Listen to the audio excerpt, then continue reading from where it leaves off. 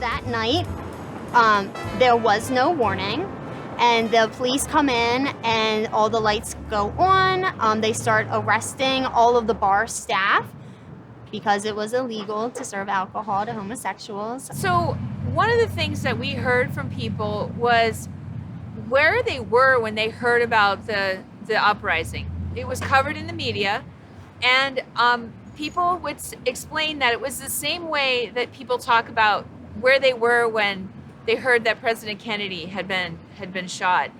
And so people would tell us their stories of where they were at that moment. And one of the most poignant stories came from Janet Weinberg, who was a teenager in 1969, and she heard the story on the radio of police being fought back at a bar that served people who were in relationships with people of the same gender. And it was the first time in her life when she realized that there were other people like her in the world that loved people of the same gender. And she said it was a life-changing experience for her to listen to the radio in her bedroom and learn this for the first time in her life. I think there's many myths and legends about who actually started the riots, and the truth is we'll probably never know. A popular kind of myth or urban legend is that Marsha P. Johnson threw a brick.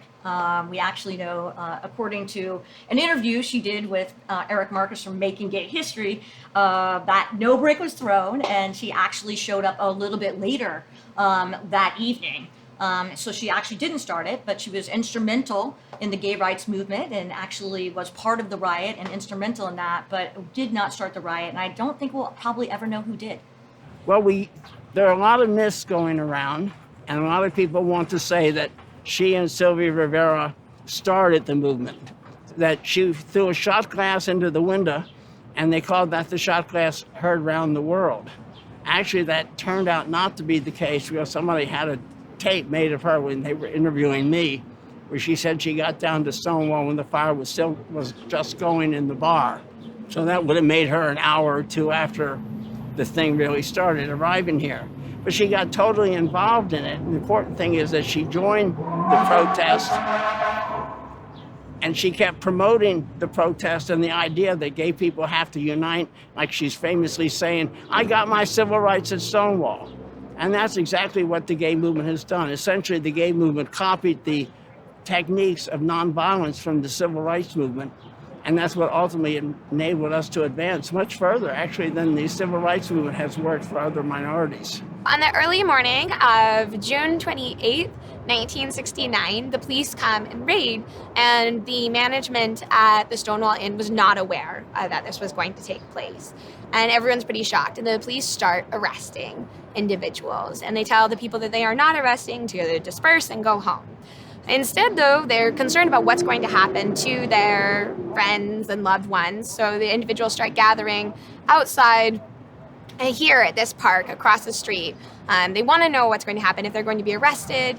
And they see the police officers gathering their friends and loved ones and putting them in the paddy wagons to be taken to the police station. And they progressively become more and more and more upset about what is happening. And this will end up leading to an outbreak of rioting taking place. And the police and the rioters will go all throughout this area, throughout the streets, rioting for roughly a week.